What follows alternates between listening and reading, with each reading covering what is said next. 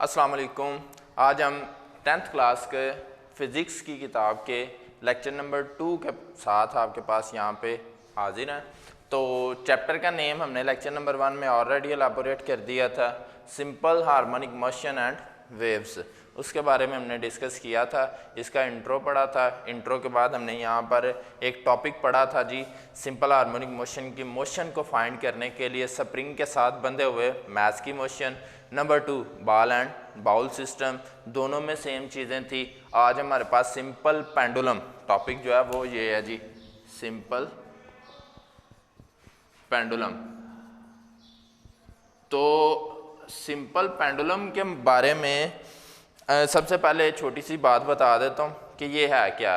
Simple pendulum also exhibits simple harmonic motion, ये भी simple harmonic motion को ही जो है ना वो एग्जिबिट करता है। तो इसके अलावा इसकी कंस्ट्रक्शन में अगर हम देखते हैं ये किस किस पर कंसिस्ट करता है, एक छोटी सी बॉब, ठीक है, गोली जो है जिसको हम कहा जाता है, उस पर ये डिपेंड करता है, उसके साथ उस पर मुश्तमिल होता है। मतलब ये लेट्स सपोज मेरे पास ये एक ऊपर फिक्स पॉइंट है, ठीक है।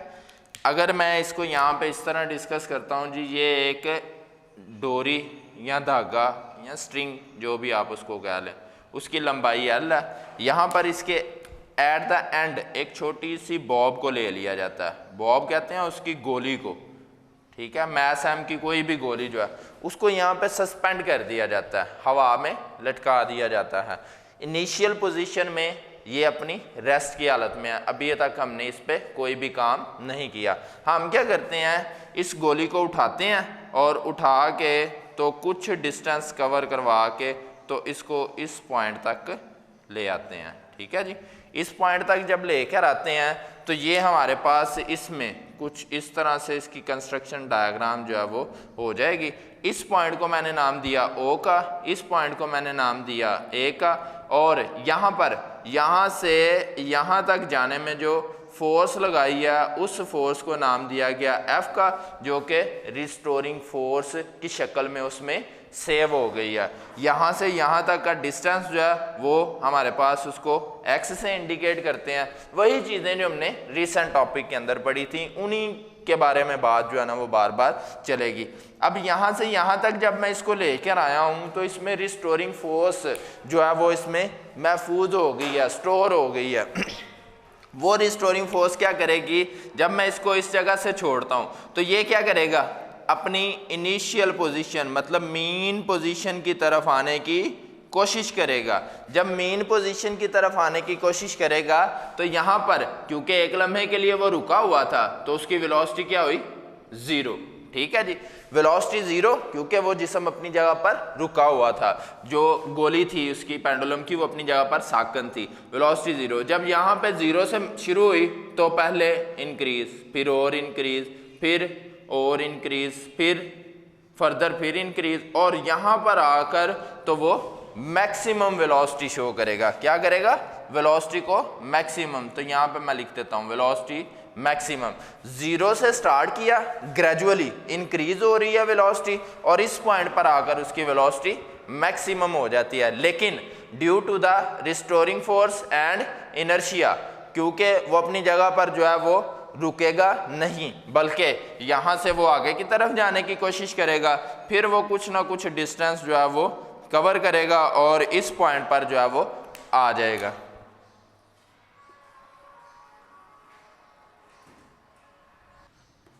तो ये जो है हमारे पास यहाँ से इस पॉइंट पर जब ये पहुँचेगी तो इस पॉइंट पर आकर तो एक लम्हे के लिए फिर ये गोली जो है वो रुक जाएगी। इस पॉइंट को मैंने नाम दे दिया है पॉइंट B का, क्योंकि यहाँ पे फिर रुक रही है तो वेलोसिटी यहाँ पे इस पॉइंट पे फिर क्या हो जाएगी, 0। तो ये चीज़ मैं आपको यहाँ पे डिस्कस करता हूँ कि जब मैं इसको A पॉइंट पर लेकर गया, कुछ लम्हे के लिए इसको रोका, वो रिस्टोरिंग फोर्स इसमें स्टोर हो गई, वेलोसिटी क्योंकि 0 थी। जब इसको छोड़ा गया तो ये अपनी मीन पोजीशन की तरफ बढ़ा, मीन पोजीशन की तरफ बढ़ते हुए वेलोसिटी ग्रेजुअली उसकी इंक्रीज होती जा रही है। इस पॉइंट पर आकर तो वेलोसिटी को मैक्सिमम शो किया जाएगा। जब यहाँ से ऊपर की तरफ जाएगा तो फिर क्या होगा, ग्रेजुअली उसकी वेलोसिटी डिक्रीज हो रही है। तो यहाँ पर इसके 4 टिक, यहाँ पर 3 टिक, यहाँ पर 2, यहाँ पे 1 और यहाँ पे आहिस्ता आहिस्ता ज़ीरो हो जाएगी। ये टिक का पर्पज़ वैसे सिर्फ आपको जस्ट हाईलाइट कर रहा हूँ कि ग्रेजुअली वेलोसिटी का इंक्रीज़ होना और ग्रेजुअली वेलोसिटी का डिक्रीज़ होना, तो दोनों चीज़ें यहाँ पर डिस्कस हो रही हैं। अब वेलोसिटी की अगर मैं बात करता हूँ तो मैंने कहा यहाँ पे वेलोसिटी ज़ीरो है, यहाँ पे वेलोसिटी ज़ीरो है और यहाँ पे वेलोसिटी मैक्सिमम है।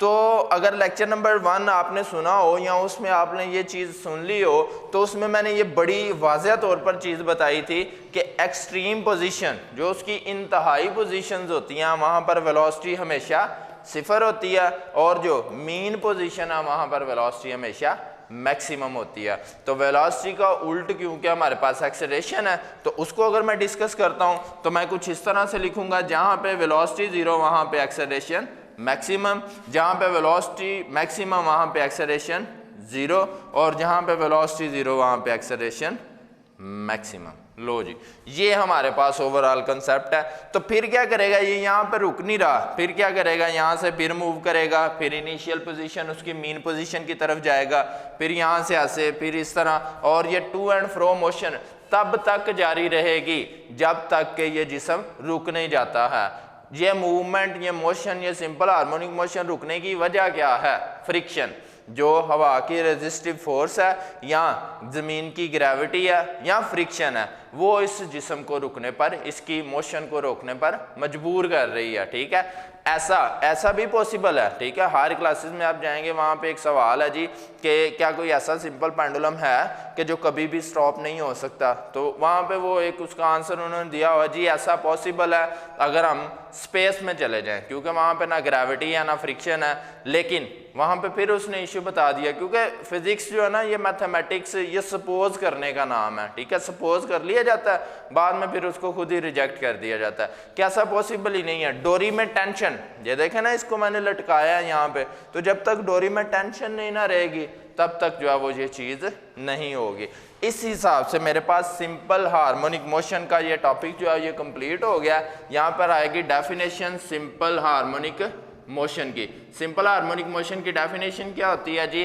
कोई भी जिस्म जब ऑसिलेट करता है तो उसकी ऑसिलेशन हमेशा उसकी मीन पोजीशन की तरफ ही रहती है और मीन पोजीशन के डायरेक्टली प्रोपोर्शनल होती है। मीन्स कि एक्सेलरेशन हमेशा मीन पोजीशन की तरफ रहेगा, एक्सेलरेशन की डायरेक्शन भी उसकी मीन पोजीशन की तरफ होगी, मीन पोजीशन की तरफ, और उसके बाद एक्सेलरेशन डायरेक्टली प्रोपोर्शनल होगा उसके मीन पोजीशन में या उसके एक्सेलरेशन में। बात एक ही है, मतलब उस एक्सेलरेशन को, फोर्स जो है वो एक्सेलरेशन के डायरेक्टली प्रोपोर्शनल या एक्सेलरेशन उसके डिस्प्लेसमेंट के डायरेक्टली प्रोपोर्शनल जो है वो होता है। यहाँ पर भी एक फार्मूला है, डेरिवेशन आपके पास यहाँ पे नहीं है क्योंकि आपकी क्लास अभी जो है ना वो मतलब अपर लेवल में, जब आप फर्स्ट ईयर सेकंड ईयर में ग्रेड में जाएंगे तो फिर आप लोग जो है ना वो इसके फार्मूला को डिस्कस करेंगे।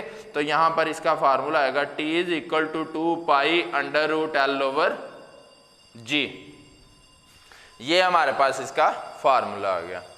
अच्छा जी, लास्ट हमारे पास इसकी फीचर्स हैं। टॉपिक को क्लोज करते हैं। फीचर्स इस हिसाब से जो है ना, जो टोटल हमने ओवरऑल टॉपिक पढ़ा है सिंपल पेंडुलम का, उसमें जो है वो 4 फीचर्स आ रही हैं। उसमें उसने एक बताएगा जी 4 फीचर्स ऑफ, यहाँ पे ये शॉर्ट क्वेश्चन है, features of simple harmonic motion. Simple harmonic motion की अगर हम फीचर्स के बारे में बात करते हैं तो 4 फीचर्स हैं, जिसमें एक्सेलरेशन हमेशा मीन पोजीशन की तरफ रहता है, एक्सेलरेशन हमेशा डिस्प्लेसमेंट के डायरेक्टली प्रोपोर्शनल होता है, उसकी एक्सट्रीम पोजीशंस पे एक्सेलरेशन हमेशा मैक्सिमम रहता है, मीन पोजीशन पे एक्सेलरेशन 0 रहता है, उसकी एक्सट्रीम पोजीशंस पे वेलोसिटी हमेशा 0 होती है और मीन पोजीशन पे वेलोसिटी हमेशा मैक्सिमम होती है। इस हिसाब से यहाँ पे 3-4 डेफिनेशंस हैं जो आपको शॉर्ट क्वेश्चंस के पॉइंट ऑफ व्यू से करनी पड़ेंगी।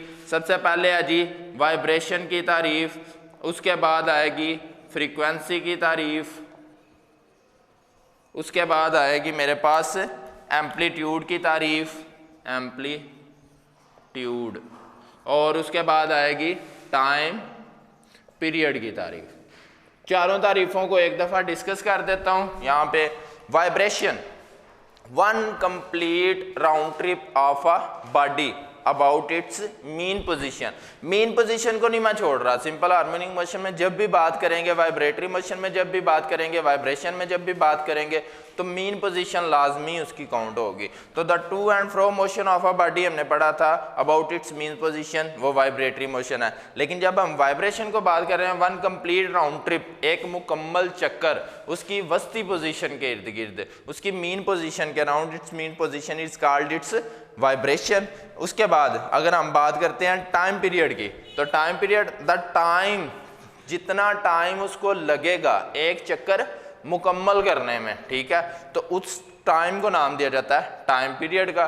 फ्रीक्वेंसी की अगर बात करते हैं तो एक सेकंड में कोई भी जिस्म अपनी वस्ती पोजीशन के इर्द गिर्द जितने चक्कर मुकम्मल करता है उनकी तादाद को फ्रीक्वेंसी का नाम दिया जाता है। यहाँ पे फार्मूला इसका कुछ इस तरह से, F is equal to 1/T, यानी कि ये T का रेसिप्रोकल होता है कि टाइम पीरियड और फ्रीक्वेंसी एक दूसरे के रेसिप्रोकल रहते हैं।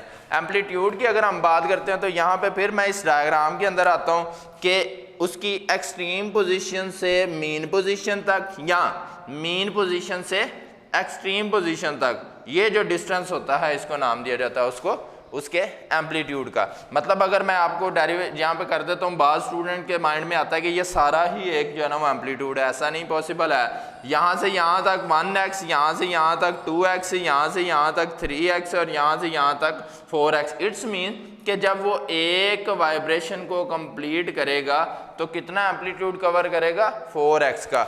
एक एक्सट्रीम से मीन पोजीशन तक, फिर मीन से एक्सट्रीम, फिर एक्सट्रीम से मीन और फिर मीन से एक्सट्रीम। मतलब एक चक्कर मुकम्मल करने के लिए उसको जो है वो कितने 4x एम्पलीट्यूड कवर करना पड़ेंगे। लो जी, ये आपका सिंपल हार्मोनिक मोशन के तीनों टॉपिक्स को हमने 2 लेक्चर्स में डिस्कस किया।